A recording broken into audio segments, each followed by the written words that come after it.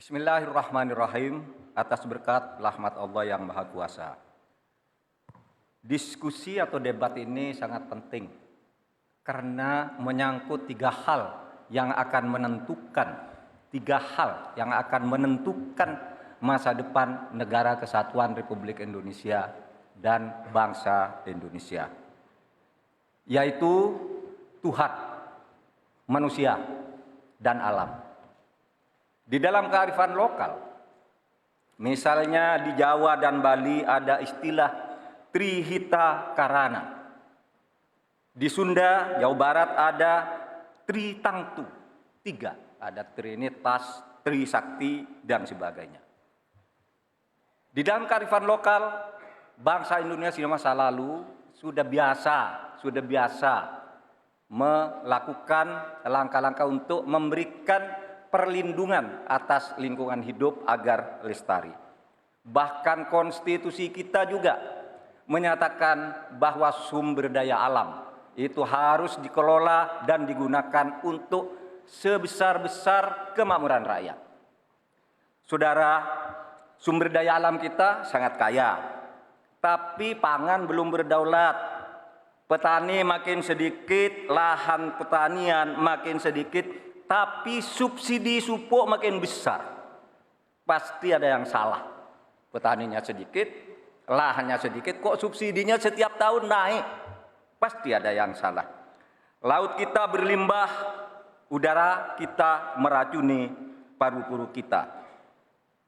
Investor masuk, industrialisasi terjadi, lingkungan rusak, rakyat menderita.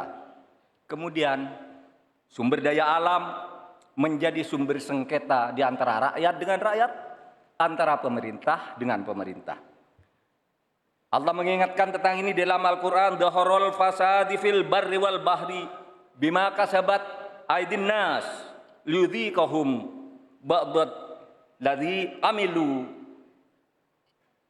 Telah terjadi kerusakan di bumi karena tingkah laku manusia di darat dan di laut. Ini ditunjukkan oleh Allah agar manusia sadar bahwa mereka telah merusak alam di negaranya yang dikuasai seharusnya oleh bangsanya.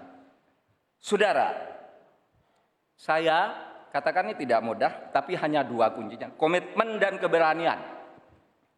Pada 16 Juni 2011, sebagai Ketua MK, saya sudah mengatakan apa-apa yang diperlukan untuk ini. Saya membuat vonis tanggal 16 Juni bahwa sumber alam itu untuk memihak rakyat ukurannya ada 4. 1, pemanfaatan.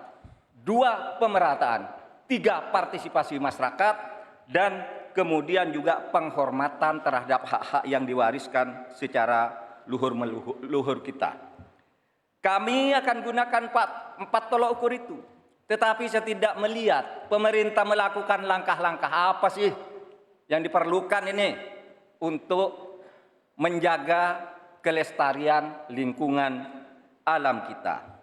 Maka kami punya program Petani Bangga Bertani di Laut Jaya, Nelayan Sejahtera.